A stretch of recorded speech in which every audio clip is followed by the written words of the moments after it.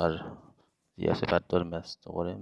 ইয়াতে find the remainder when 10 to the power 338 minus 4 is divided by 3. 335 মানে 1 পিঠি 335টা শূন্য আহিব। তাৰে প্ৰথম শূন্যটোৰ পৰা 4 গ'লে 6 থাকিব, 204 গ'লে 4, বাকী 334টাত কি আহিব 9ৰে আহিব, 9ৰে পূৰণ কৰিলে বাকীটা 9 আহিব, 9ৰে পূৰণ কৰিলে হ'ব এইটো 3006 আৰু বাকীকেইটা 9 আহিব। আৰু সেইটোৰ লগত যদি আমি 6 যোগ দিওঁ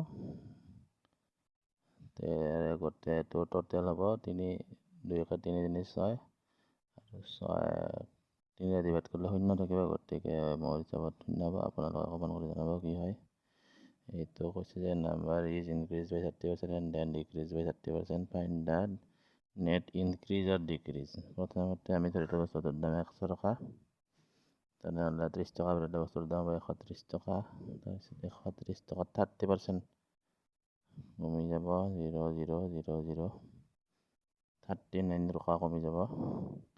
130ৰ পৰা 39 কমি গ'লে 10 গ'লে 1 আৰু কি হ'ব 12 3 গ'লে 12 3 গ'লে থাকিল 91।